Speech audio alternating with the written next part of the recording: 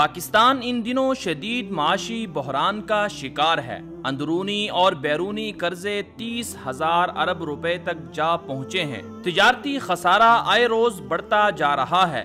IMF اور امریکہ پاکستان کو مسلسل بلیک میل کر رہا ہے۔ تازہ رپورٹ کے مطابق 2008 سے 2018 کے دوران IMF سے 14 ارب ڈالر سے زائد کا قرضہ لیا گیا اور سود سمیت 10 ارب 43 کروڑ ڈالر ادائیگی کی گئی۔ وزیراعظم عمران خان کو پیش کی گئی رپورٹ میں انکشاف ہوا ہے کہ IMF اور چین سے لیے گئے قرضوں کو نہ صرف مہنگی شرح سود پر لیا گیا بلکہ کرپشن بھی کی گئی۔ دوسری جانب کرپٹ مافیا بے نقاب ہو رہے ہیں۔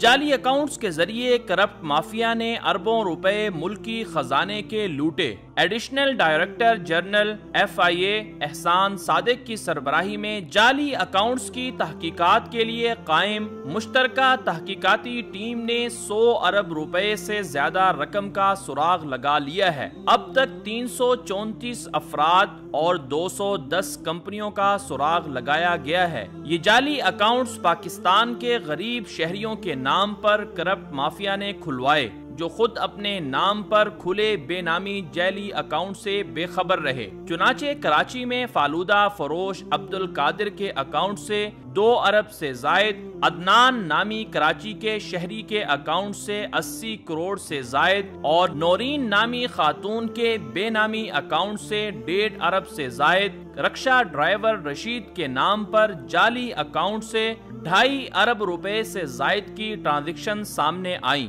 کراچی میں ایک مردہ شخص جو 2014 میں وفات پا گیا تھا، اس کے نام پر بنائے گئے جعلی اکاؤنٹ سے 4 ارب 60 کروڑ سے زائد کی ٹرانزیکشن سامنے آئیں۔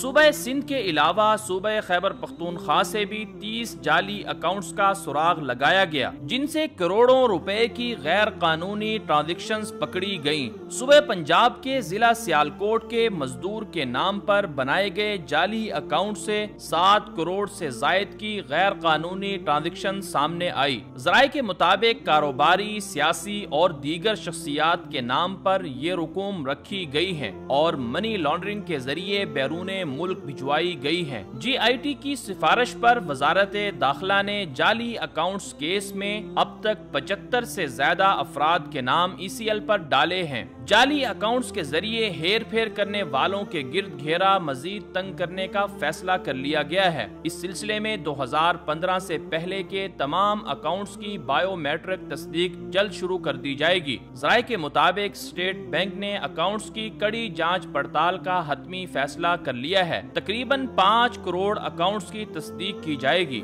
سوال یہ ہے کہ جعلی اور بے نامی اکاؤنٹ کیسے اور کس نے بنائے؟ ان اکاؤنٹ سے ہونے والی غیر قانونی ٹرانزیکشنز کو بر وقت کیوں نہ پکڑا گیا؟ کیا جعلی اور بے نامی اکاؤنٹس میں ملوث افراد کو سزا دی جائے گی یا کرپٹ مافیا کے خلاف بلا تفریق کارروائی کر کے پاکستان کے معاشی مسائل حل کیے جائیں گے؟